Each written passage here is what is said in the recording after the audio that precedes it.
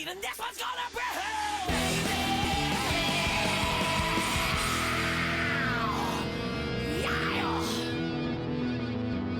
Hey friends, welcome to The Black Eye. It's just a little podcast I do from time to time when I got a chance to talk to somebody on the telephone who loves the art of the martial arts as much as me, who loves the analysis, loves the beauty of combat.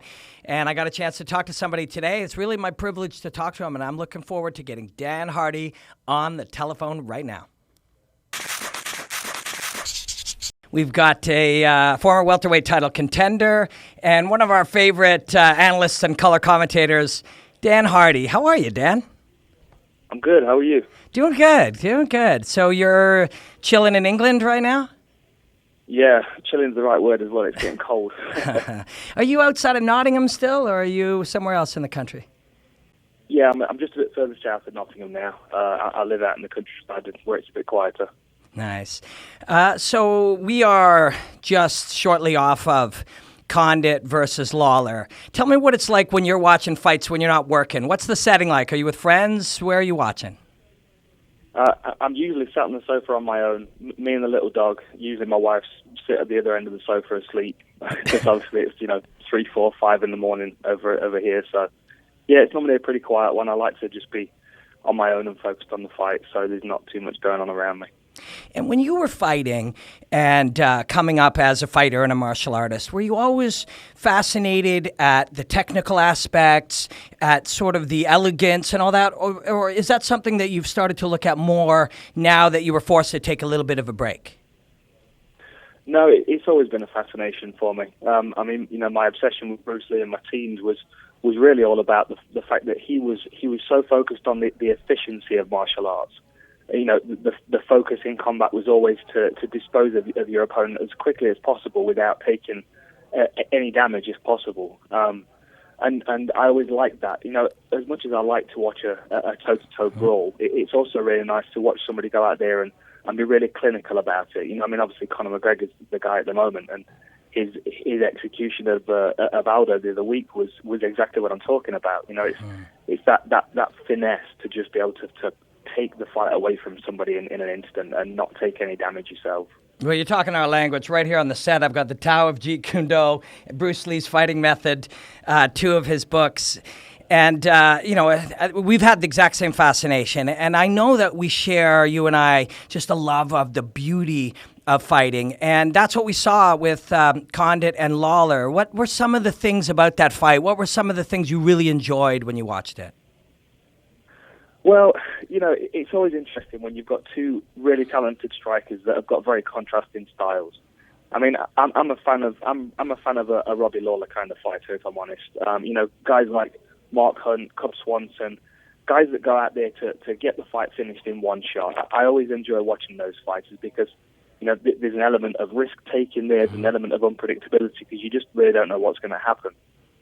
At the same time, I am, or have been in the past, and I'm a fan of Condit's style of fighting as well, which it involves being able to back up and create traps and openings for yourself as you're moving away and forcing your opponent to chase after you. So there are two sides of it. I like the way Condit approaches the fight, much like he did against Nick Diaz, where he was able to keep himself out of danger, keep his head moving, keep out of range, but be able to land his clean shots and keep Nick Diaz frustrated.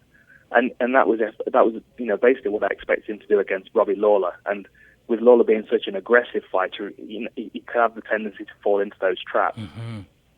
It was interesting because there were periods in the second and the fourth in particular where Lawler, to somebody who maybe doesn't constantly consume fighting, they might have wondered why he seemed stationary. But it's fascinating when we think about his experience.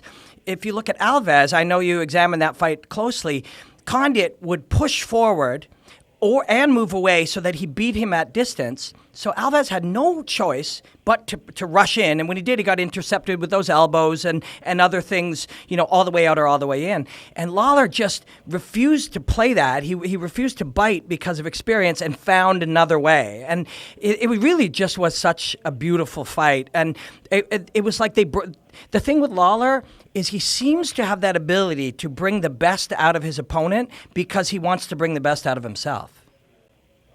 Yeah, definitely. And I love how he gets so charged up. Even when he gets taken down, like in the Ellenberger fight, there was a moment where Jake Ellenberger was on his back and Robbie Lawler just sat there laughing.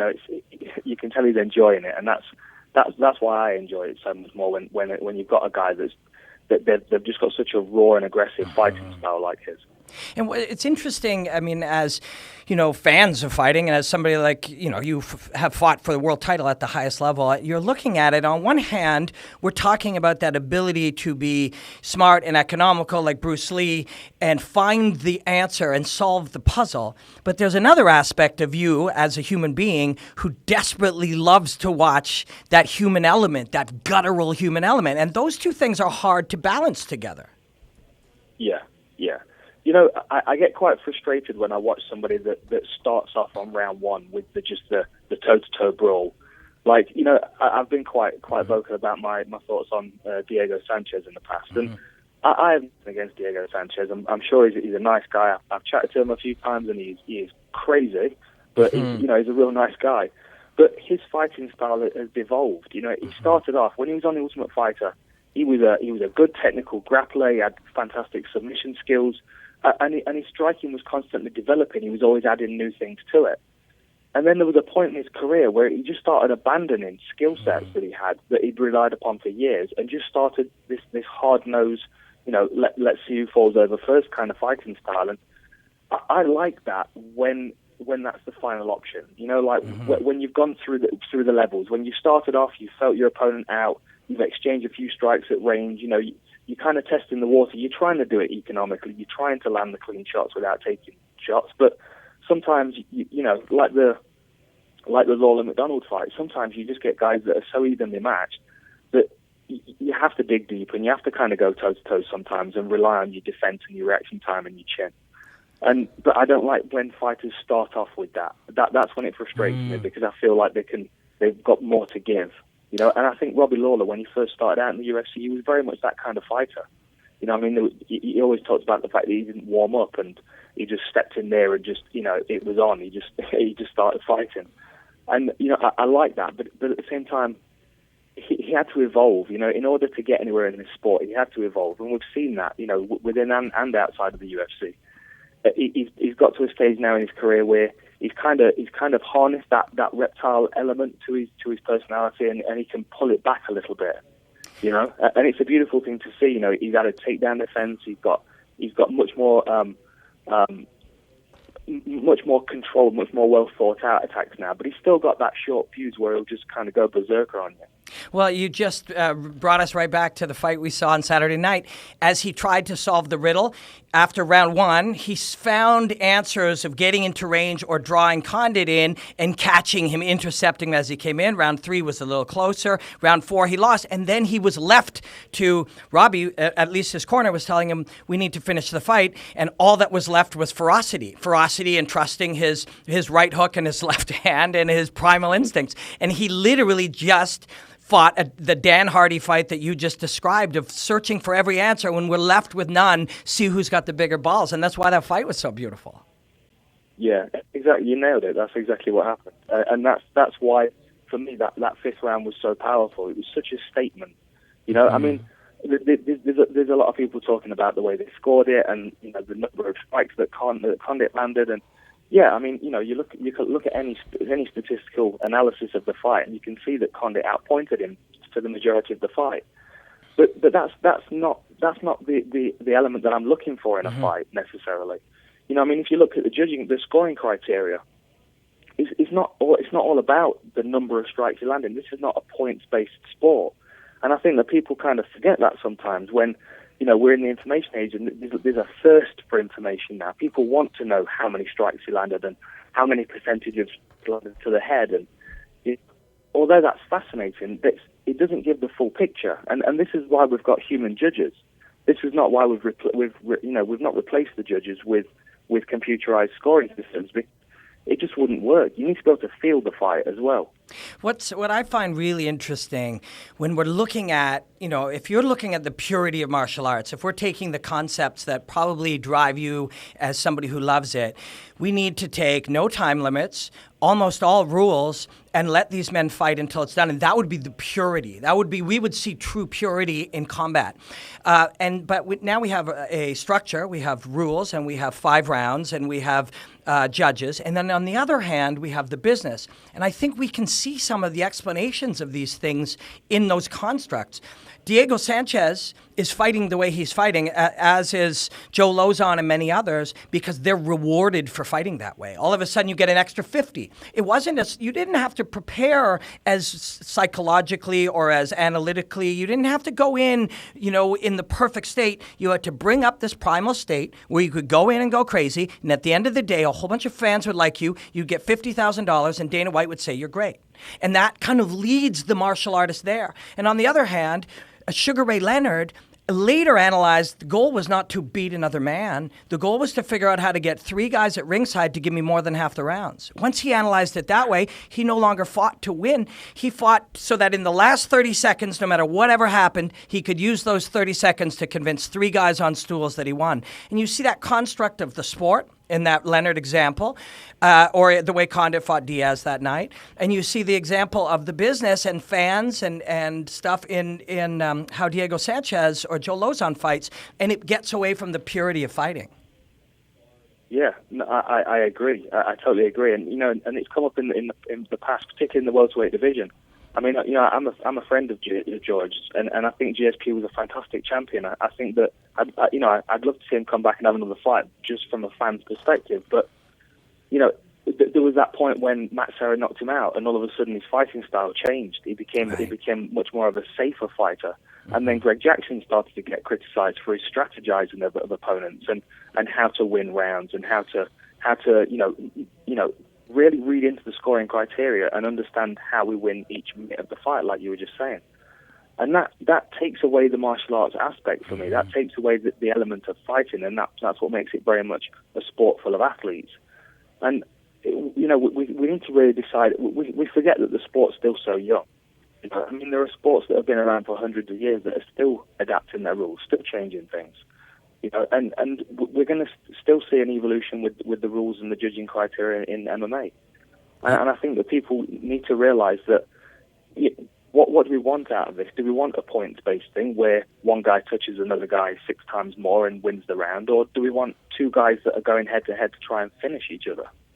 Yeah, no, you're absolutely right. These are all of these things push and pull on sort of the elegance and the freedom of going in as martial artists to express themselves. You mentioned Conor McGregor.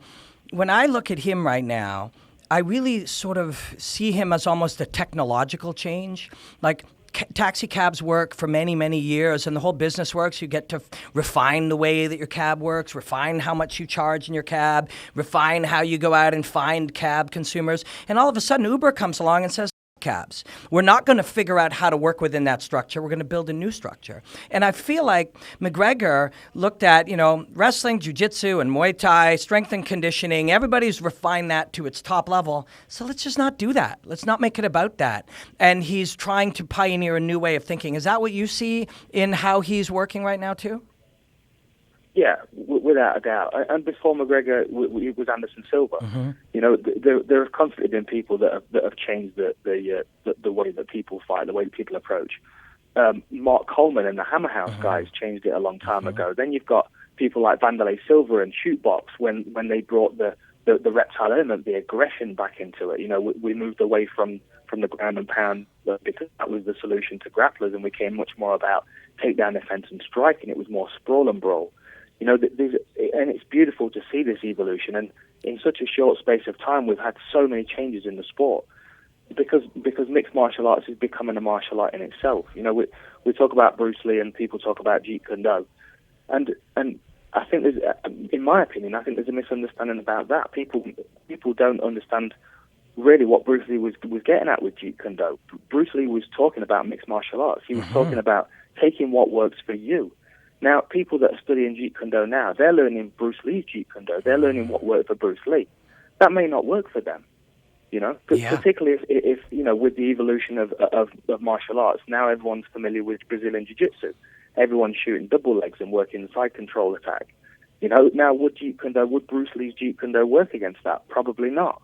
You know what I mean? There has to be an evolution in that. So in my Jeet Kune Do, my mixed martial arts has evolved over the years. I've added different things to it. There was a point where I had to evolve and add wrestling to it. Unfortunately, I was a bit late in my career to do it, but that was because I was trying to catch up with the evolution of the sport.